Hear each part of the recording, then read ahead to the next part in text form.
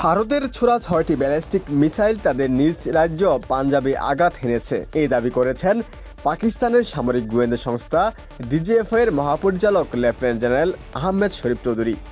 শুক্রবার মধ্যরাতে দেয়া এক বিবৃতিতে তিনি বলেন, ভারত ইচ্ছাকৃতভাবে শিখ সম্প্রদায়ের উপর হামলা চালিয়েছে। মধ্যরাতে তার এমন অদ্ভুত অভিযোগের পর কোনো প্রতিক্রিয়া জানায়নি ভারত। এর আগে গত মঙ্গলবার পাকিস্তানের আজাদ কাশ্মীর ও অন্যান্য জায়গায় মিসাইল ছুড়েছিল ভারত। ওই হামলার পরেই সবার আগেই এটির খবর জানিয়েছিলেন পাক ডিজিএফআই এর মহাপরিচালক। পরবর্তীতে ভারতও মিসাইল ছোড়ার সত্যতা স্বীকার করে নেয়।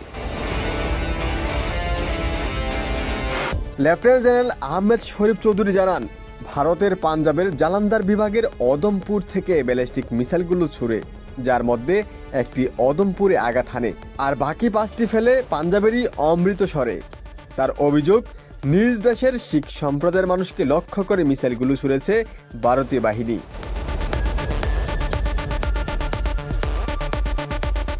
তিনি বলেন, ভারত তাদের পরিকল্পনার মাধ্যমে পাঞ্জাবের শিখ সম্প্রদায়ের মানুষের উপর হামলা চালাচ্ছে।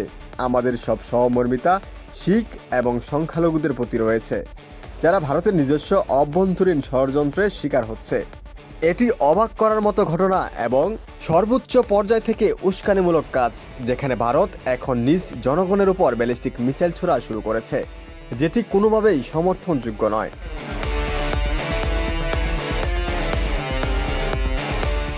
এর আগে অমৃতসরে রাতের বেলা সতর্কতামূলক সাইরেন বেজে ওঠে। তখন সবাইকে শান্ত থেকে ব্ল্যাকআউট পালনের অনুরোধ জানান সেখানকার বিভাগীয় কমিশনার। এর আগে পাকিস্তানের বিমান বাহিনীর 3টি ঘাঁটি লক্ষ্য করে শুক্রবার মধ্যরাতে মিসাইল হামলা চালিয়েছে ভারত। রাওয়ালপিন্ডির নূর খান বিমান ঘাঁটি, সরকুটের রফিকি বিমান ঘাঁটি এবং চকওয়ালের মুরাদ ঘাঁটিতে হামলার ঘটনা ঘটেছে। কাতার ভিত্তিক সংবাদ মাধ্যম আল জাজিরা জানিয়েছে, নিজেদের অত্যন্ত গুরুত্বপূর্ণ নূর খান ঘাঁটির হামলার প্রতিহত করার দাবি করেছে পাকিস্তান। সংবাদ মাধ্যমটি বলছে, স্থানীয় সময় রাত 2:30টার দিকে রাওয়ালপিন্ডি এবং ইসলামাবাদে বিশাল বিস্ফোরণের শব্দ শোনা যায়। ওই সময় নূর খান ঘাঁটিতে ব্যালিস্টিক মিসাইল ছোড়া হয়, যা প্রতিহত করা হচ্ছিল বলে দেশটির নিরাপত্তা সূত্র জানিয়েছে।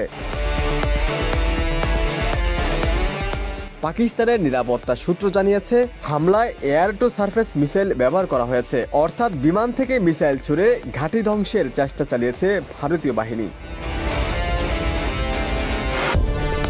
পাকিস্তানের ডিজিএফআই এর মহাপরিচালক দাবি করেছেন, ভারতের কিছু মিসাইল তাদের প্রতিরক্ষা ব্যবস্থা ভেদ করে বিমান ঘাঁটির কাছে আঘাত হানতে সক্ষম হয়েছে, কিন্তু ঘাঁটির কোনো সম্পদ ক্ষতিগ্রস্ত হয়নি বলে দাবি করেন তিনি। ভারতের এই হামলার পর পাকিস্তানের পুরো আকাশসীমা মধ্যরাত থেকে আজ দুপুর পর্যন্ত বন্ধ ঘোষণা করা হয়েছে। ওমর ফারুক, ঢাকা প্রকাশ।